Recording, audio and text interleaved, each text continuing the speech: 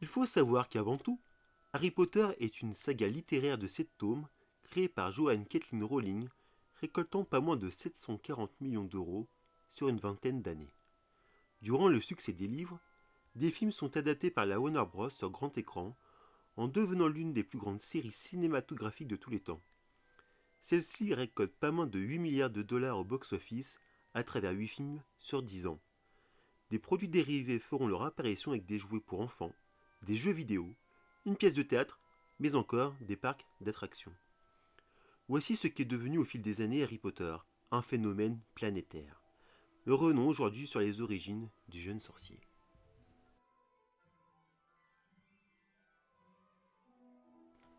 Nous sommes en 1990 dans un train reliant Manchester à Londres au départ de Euston Station.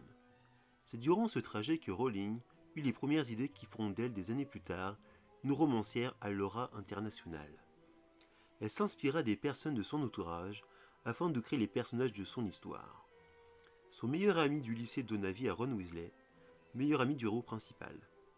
Mais aussi la forêt de Dane pour concevoir un lieu de son histoire, la forêt interdite. L'histoire du jeune garçon orphelin apprenant qu'il est sorcier resta dans un coin de sa tête. Elle n'a rien pour écrire à ce moment précis, mais elle imagina un tas de choses sur le monde des sorciers.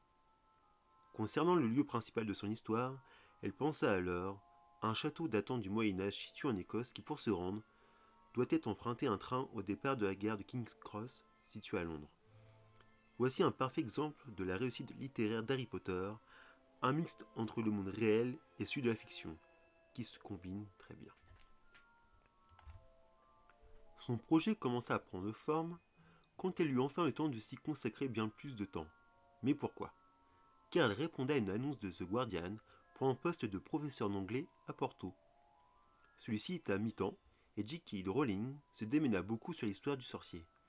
En 1992, la jeune femme se maria avec un journaliste de télévision portugais, Jorge Arantes. En 1943, le couple donna naissance à une petite fille prénommée Jessica. Malheureusement, le mariage sera un échec. Son conjoint se montra parfois violent et le couple se sépara l'année suivante. C'est alors que Joanne Kathleen Rowling retourna au Royaume-Uni avec sa fille pour s'installer à Édimbourg chez sa belle-sœur et son beau-frère. Puis ensuite, dans un bâtiment de Leith, un district de la capitale écossaise.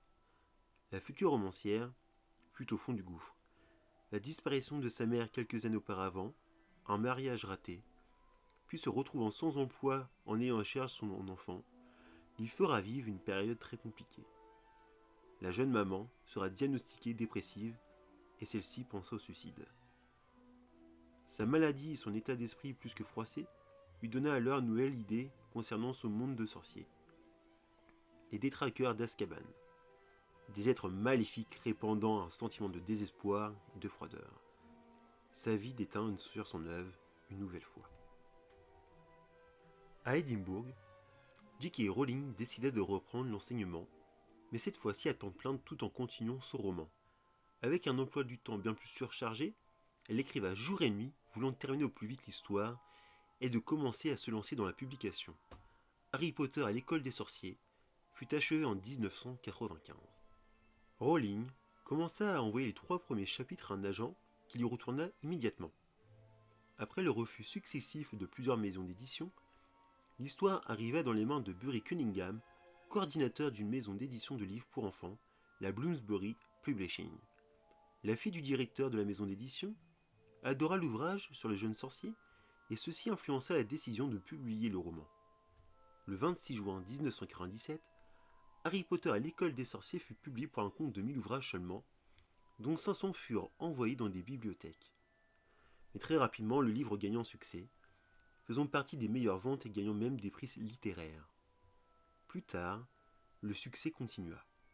Le livre se retrouva publié à l'étranger, la voie de la réussite semble être toute tracée. Une maison d'édition basée aux États-Unis acheta les droits du roman pour une somme de 105 000 $, un montant jamais atteint pour un format destiné aux enfants.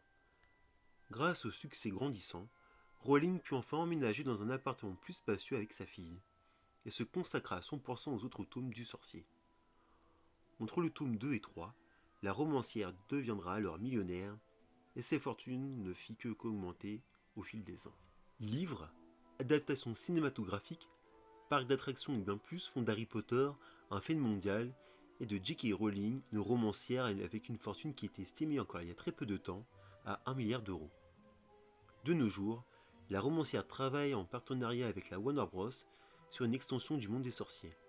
La voilà scénariste sur la saga Les Animaux Fantastiques qui doit se porter sur 5 films. J.K. Rowling eut tout de même un parcours semé d'embûches concernant sa vie personnelle, mais celle-ci l'a rendue plus forte et l'a accompagnée dans le domaine professionnel et dans la création de son ouvrage. Elle est le parfait exemple que l'on peut réussir tout en étant dans des périodes difficiles. Mais aujourd'hui, pour elle, tout va bien.